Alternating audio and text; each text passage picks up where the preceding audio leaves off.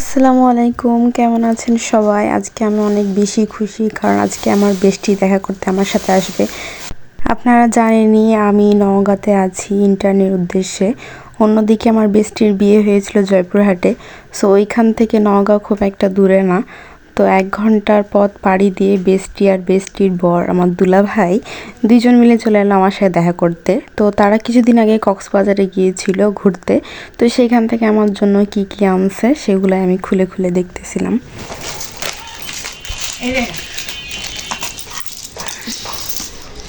এরে ভালো শুধু বাহ, এগুলো তুই মানে কুড়িয়ে কুড়িয়ে এগুলো পাইছিস, এত সুন্দর সুন্দর। খালি কক্সটা যাতে দে, অনেক সুন্দর জায়গা। আকাশে একটা নিয়েছেন বলছে সবগুলা জ্যান্ত তোরা এগুলো জানতে হাঁটছে। পারছিস না, মরা পাছিলি?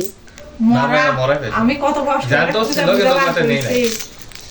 সব জ্যান্ত, খালি হাঁটছে, ওগুলো নিয়ে এসে এগুলো একটা কাজ করবো, এই যে এই বোতলটা নিয়ে আসছি না, বোতলের মধ্যে ঢুকাবো। আমাদের বাসায় বন্ধুত্ব জিনিসটাই অন্যরকম। এই অবধি এতগুলো বছর একসাথে থাকা, এটাই অনেক কিছু। ভাঙা গড়া সব সময় সব কিছুতেই থাকবে, কিন্তু আপনার যদি একটা ভালো বন্ধু থাকে তাহলে মনে করবেন সব সময় আপনার পাশে বিপদে আপদে কেউ একজন আছে, আপনার মনের কথা শেয়ার করার জন্য কেউ আছে। আমার বেস্টি আমার স্কুলের ফ্রেন্ড, আপনারা তো জানেনই, সব কিছুতে ও আমার সাথে ইনভলভ থাকে।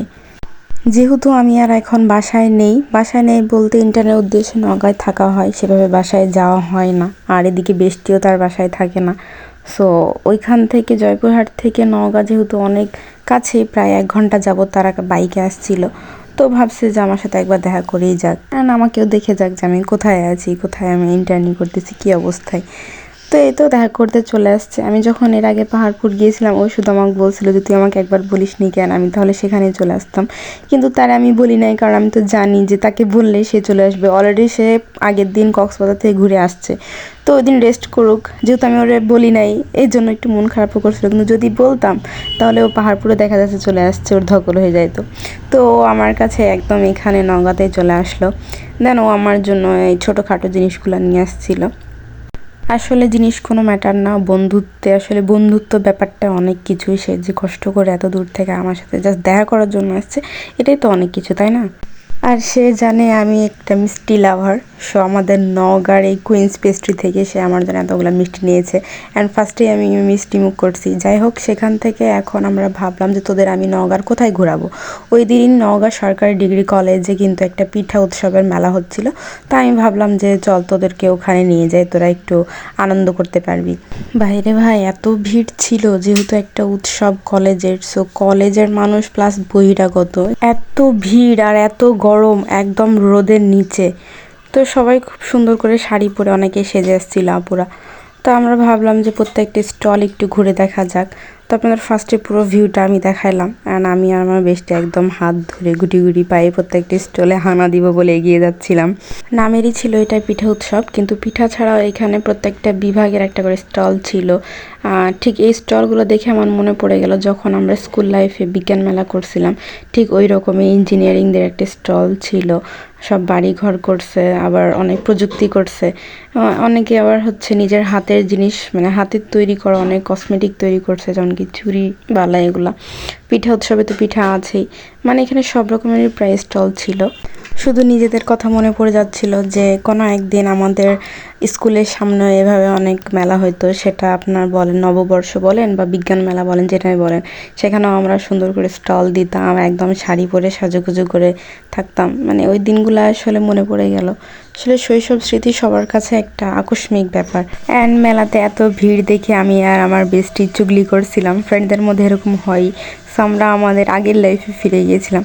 তো আপনারা একটু প্রোগ্রাম এনজয় করেন যে আসলে এখানে কতটা ভিড় আর কি কি প্রোগ্রাম হচ্ছিল। নাচ গান দলীয় নৃত্য খুব ভালোভাবে আয়োজন করছিল, মানে কস্টিউমগুলা একদম গানের সাথে খুব মিলিয়ে তাল মিলিয়ে সব কিছু করা হয়েছিল। না, আমার কাছে প্রোগ্রামটা অনেক ভালোই লাগছিল।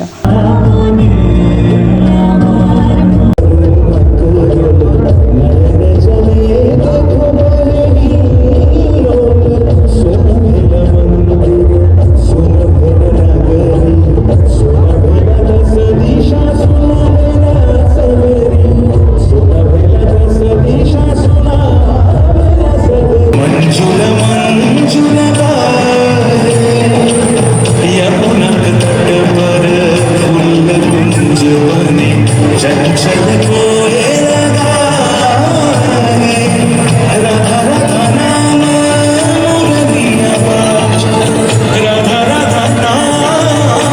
তো আমরা প্রোগ্রাম শেষ করে বেস্টিক বললাম যে একটু থেকে যাও, বলতেছে না তারা আছে চলে যাবে আর থাকবে না, অনেকক্ষণ প্রায় থাকা হয়েছে।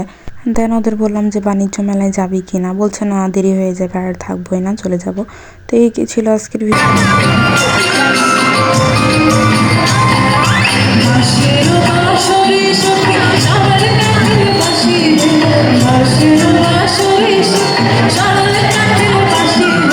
সবাই সুস্থ থাকবেন, ভালো থাকবেন, আল্লাহ হাফিজ।